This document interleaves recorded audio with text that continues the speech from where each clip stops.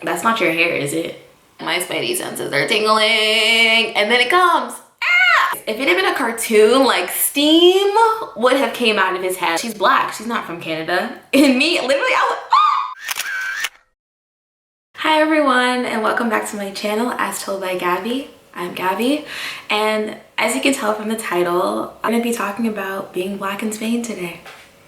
I've been getting a lot of questions about this topic in the comment section and in some of my Instagram DMs, so I figured I'd just make a video about it, kind of explaining my experience and things that have happened to me while I've been here, things that I've noticed. This is just a special disclaimer. I do not represent all black people. I do not represent all African American people living in Spain. This is just my personal experience and my opinion that has been formed from this experience. Others may have different experiences and different opinions based off of those experiences. So please do not take what I say at face value. I've just had several people ask me about my experience being black in Spain, so I thought I'd come on here and share that. Okay, so I'm just gonna jump right into it. Do I think Spain as a whole is racist? No. Have I had experiences here that were definitely shaped by the color of my skin? Yes. I've been living over here in a very tumultuous time in the United States, I think. I've been here since September of 2019. And in that time, a pandemic has started. As an American here and their point of contact with the United States, I get a lot of questions about things like that. Topics of race and things like that do come up more frequently than I had anticipated here. And that was actually something I had to get comfortable with because, how do I want to say this? Spanish people are naturally curious. Like, they're very curious. And not even just Spanish people. I think travelers or expats or people living over here in general are just very curious. So they're willing to ask you those questions that I feel like in the US we just don't typically ask people that we're not friends with or friendly with or have an established relationship with. Like, you'll get questions about race, politics, religion. In the US it's considered somewhat rude or taboo to talk about those things in public, especially with people that you don't know. And literally here, I'll be at the grocery store and someone might ask me about it, or as soon as someone hears my American accent, that might be the first or second question that they ask me. It's a new experience for me to be talking about something like that with strangers, but I welcome it. I think it builds good conversation. I think it's how you learn. I mean, most people don't move over here to just stay the same and have the same experience that they would in their home country. They come over here to learn about new things, experience new cultures, and I think that asking those questions is a part of that. Something else that I think is important to touch on that I wasn't even aware of and hadn't really thought too much about until I moved here full time, or actually no, I think the first time I experienced it was when I was studying abroad, is passport privilege and how Black people who are coming from English-speaking countries, how they are treated differently from African people who might be immigrating directly from the continent. There is definitely a certain level of privilege that we carry. In the European countries that I've been to, there's a clear difference in the way that people interact with American Black people, English Black people, whatever English-speaking country you are from, the way they interact with you and the way they interact with Africans directly from the continent.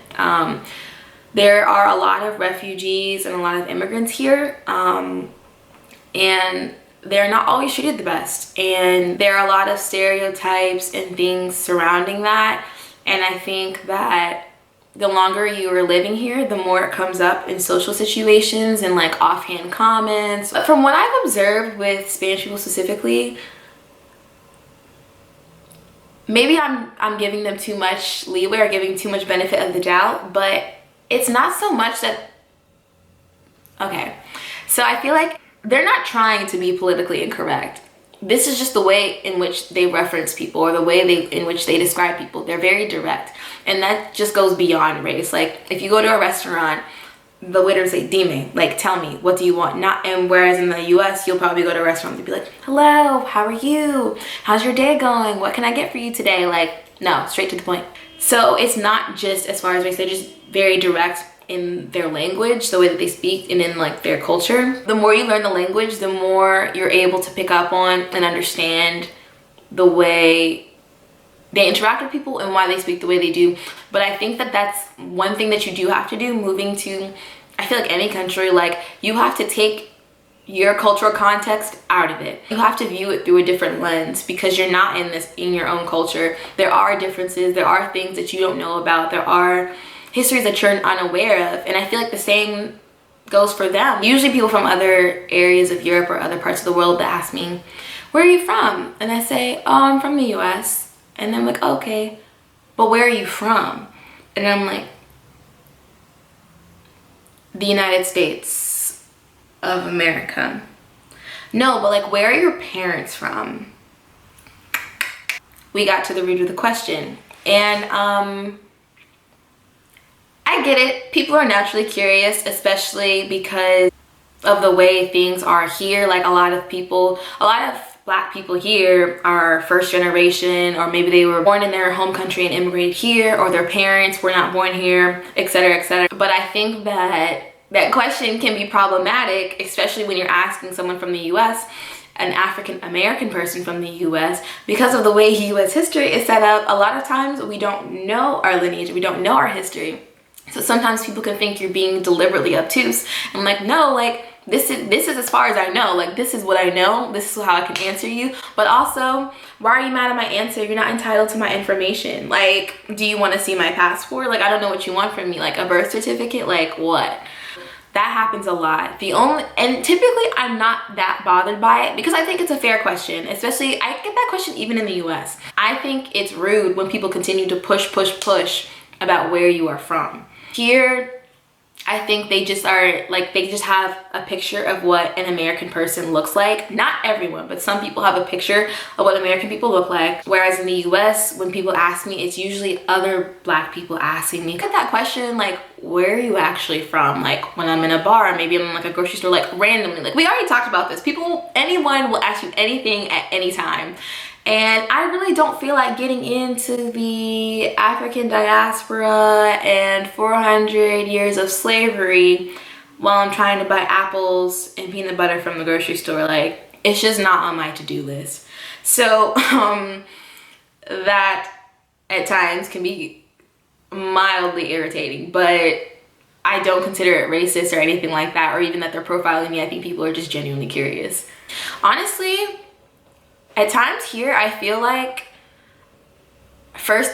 in the US, first and foremost, I'm Black, and then I'm a woman, and then I'm American. Whereas here, I think people see me as American before they see me as being Black, which is a really interesting experience. And one of the things I think is so interesting here about being seen as American before I'm seen as Black is that a majority of the questions that I get asked about like my personal life or like my life at home is about being American, not about being Black. Like every now and then I'll have like a few questions here and there, but they're mainly asking me about American culture. Like, what are your grocery stores like? Have you been to Los Angeles? Have you been to New York? Have you been to all 50 states? Have you seen any celebrities? What is prom? Like they ask you questions that about things that they've seen in movies, heard in music, or like seen on TV shows or on social media, things like that. Typically when I've heard people like reference me or describe me, they reference me or describe me as being American, which is such an interesting feeling because like I feel like growing up in the United States as an African American Black woman, you often feel like kind of other and on the outside, like you know you're American, but you don't really feel a part of the American experience. The American experience doesn't really feel attainable to you. Like my America and my blonde hair, blue-eyed roommate's America is very different, and I feel like we are both aware of that. But here, it's not for me as much of an issue or as noticeable or as palatable as like it is over there, which is honestly refreshing. So I do have one instance where the where are you from question got like a little bit out of hand. This was shortly after we were let out of our lockdown in Spain. We had been inside for 2 months, couldn't go anywhere. And the difference between the lockdown in Spain and in other parts of the world is like we weren't even allowed to go outside for exercise until like a month and a half, 2 months into our lockdown. So like I say this to preface it, like we were excited to be out. It was a group of like 10 or 12 of us, I think, all American. This is important to note. There were 4 people of color in the group, all of them women, 2 of them, in my personal opinion, white passing. So me and my roommate were the only black women there. We walk into the bar, we're sitting down, and like I noticed as soon as we come in, like there's like this like group of like rowdy white men. I hear an accent. I'm not really listening to what they're saying, so I don't hear what language they're speaking, but clearly European. Anywho, he comes over to our table, very drunk. Or maybe not, maybe he was just normally an asshole, I don't know. Anywho, they come over and they start talking, just like, hi, how are you guys? Where are you from? We heard you speaking English. And he goes around the group and asks where each person is from. Me, because I get bored of the question, sometimes I switch it up. So today, I decided I was from Canada. He goes, where are you from? I go, Canada. And he goes, no, but like, where are you from? Canada. No, like, where are you really from? And like, the first time he asked the question, the second time he asked the question, like I just really wasn't picking up on what he was like putting down. But by the third time he asked the question, I was just like, oh, so this is what we're doing. Canada. And he's like gives me like kind of a look, and he's like getting like a little bit exasperated with me. I mean, he's just like, no, like, where are you from? Like, where are your parents from? And you know, me, I was feeling a little petty. I lean in, Canada. If it had been a cartoon, like steam would have came out of his head. First of all, why are you mad, sir? I don't know you from anywhere. I've been in this establishment for 0.5 seconds. I don't know you. I don't owe you any explanation, let alone to be interrogated like this. Like, what is going on? So he's clearly upset. He's just like, you're not from Canada, come on, like blah, blah, blah. And by this point, me and my roommate, my black roommate, Cedar, are sitting across from each other, just like eyeing each other like, this guy, like, are you for real? And our friends like aren't really saying anything. Like I can tell they're listening, but they're not saying anything. And then finally, my girl, Haley, white woman, love her, American, she steps in and says, stop. She answered your question, what do you want? And he goes, look, clearly she's not from Canada, look at her. And she's like, what about her? And he's just like, seriously, you guys are gonna make me say it? And he's like, she's black, she's not from Canada. And me, literally, I was ah! Like I'm laughing now, but in the moment I was like yeah, like he's like, surely she's from like Senegal or like somewhere in Africa. Like, and by this point, everyone at the table was just like, go away. Without words, looked at each other and just stopped talking, like just ignore him, continue to ignore him, to the point where he's basically just interacting with himself.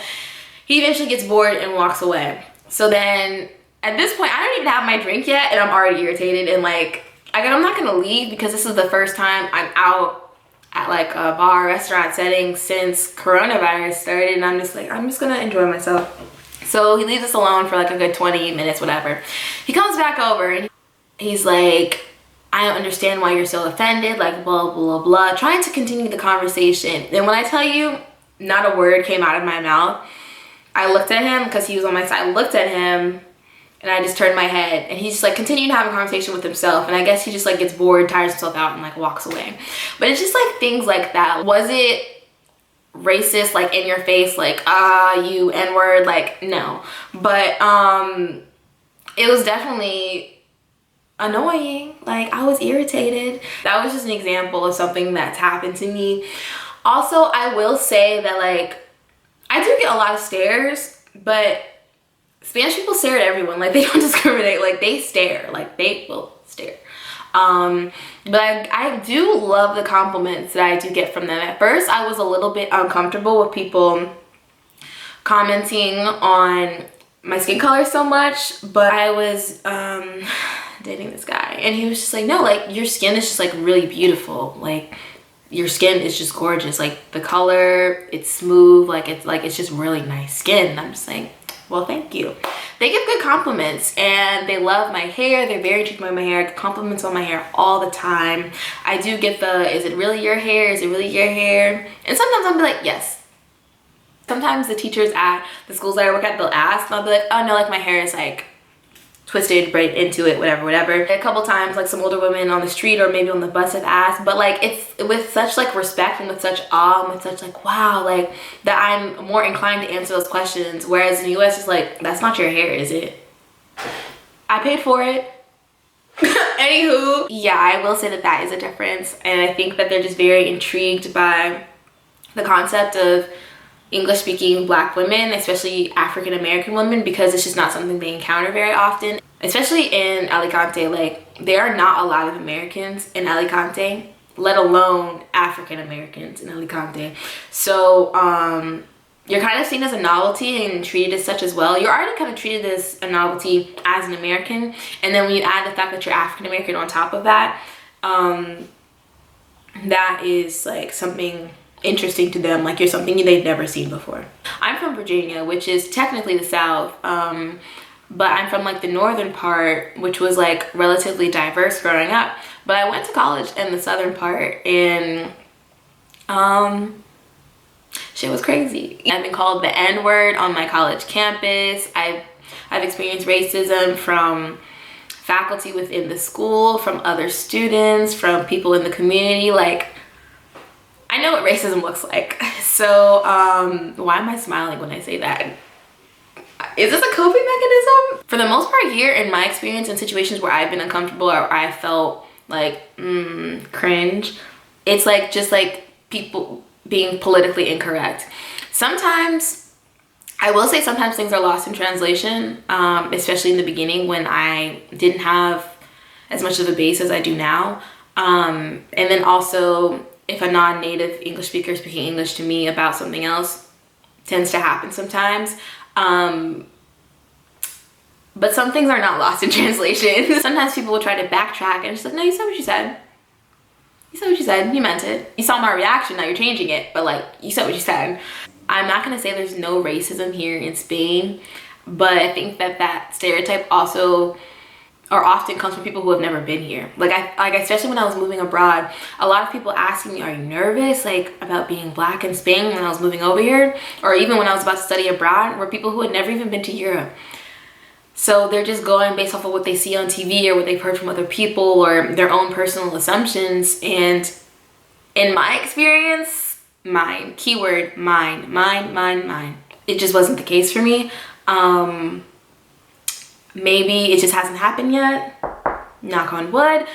Pray it never does. But I've had an all around good experience here, but I'm also very aware that others have had different experiences here. So I'm not going to discredit their experience at all, because I could see how that would happen, especially because I have not traveled all around Spain. Like, I've been to my fair share of cities. I've been to a lot of places in Spain, but I've not been everywhere, and I've not met everyone in those countries. I summarize all that to say that all of my like uncomfortable, annoying, irritating interactions are typically with people that are not Spanish.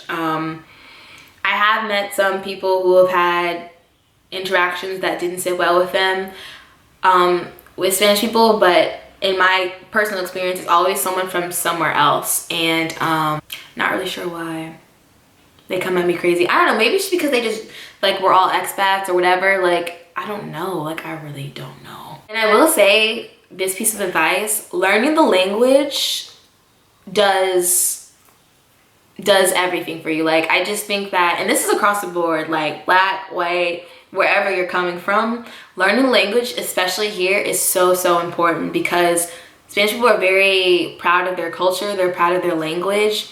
And yes, you will meet people that might speak English to you, but just because someone speaks English doesn't necessarily mean they are going to speak English to you. It's not the expectation. The expectation is that you speak Spanish.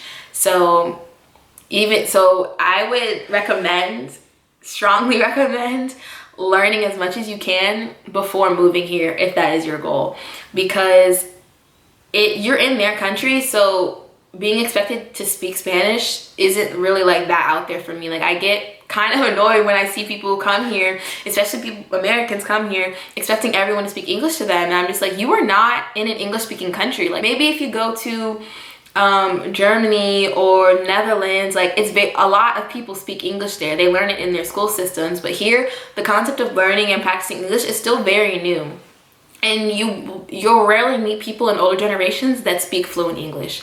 Most of the fluent speakers are in like our generation, like Gen Z, millennials. So learn as much as you can, because even if you try to speak English to someone, they will speak Spanish back to you. You tell them you don't speak Spanish, they will continue to speak Spanish to you.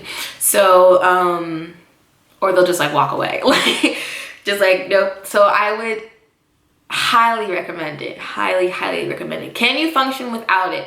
Yes, but I think it's just a respect thing as well. I feel like at times, sometimes English speakers have this like sense of privilege or like this entitlement. They have a sense of entitlement that everywhere they go, everyone should be able to speak English and speak it well and speak it to them. Like, no. Like, I have friends who speak English very well and we still speak in Spanish. So you can't force someone to speak your language. And it's also just like culturally enriching to learn another language. It's powerful when you're able to communicate and communicate well in more than one way. One of the things that I also did notice, I noticed this when I studied abroad and also when I started living here, that, well, okay, especially in Madrid where there are a lot of English speakers, I was the only Black person on my study abroad trip group of like 30 people, 25, I don't remember how many there were. But I was the only Black person and one of like 4 or 5 people of color on the entire trip. But anywho, so most of my friends on the trip were white. And whenever we would go places or restaurants or whatever, like we would try and start speaking Spanish and they would just like default start responding in English. Or people would like more readily identify us as American when I was with those people, which I didn't really like because I was there to learn the language and I was just like, I need to practice if I'm gonna learn. But when I was alone, people always spoke to me in Spanish. Like, even after they detected the American accent, 85 to 90% of the time, they would continue to speak to me in Spanish, which I thought was interesting. And I noticed that I did receive, and like, I feel so weird saying this, maybe it is in my head, but I think I was treated better when I was by myself. Depending on the situation. Here's the wild thing. We weren't treated poorly. I wasn't treated poorly when I was with white people in social settings. I just think I was treated better when I was by myself. However, a strong however, when I was with a group of all Black women, we like, it like the privilege turned off, I think. I don't know, maybe it was in my head. And this is the thing about racism or like being Black anywhere. Any like negative interaction, you always kind of question, okay, but like, why is this happening? Like, you know what I mean? Like, you always kind of second guess things. So me and 2 of my other African-American girlfriends, we went to try to go to a restaurant, and a restaurant that we've all been to before. And the thing is here, like, there's like limited capacity right now because of like restrictions, yada yada yada. Yo entiendo. Pero we were behind a family that was trying to get seated, and the way they told them, oh, like, we'll seat you soon, or like maybe they told them like 15 minutes or something like that. Me and the other girls walk up, we don't have any tables. Oh, okay, like, are there tables inside? No. Okay, well, how long is it gonna be? We're gonna close soon.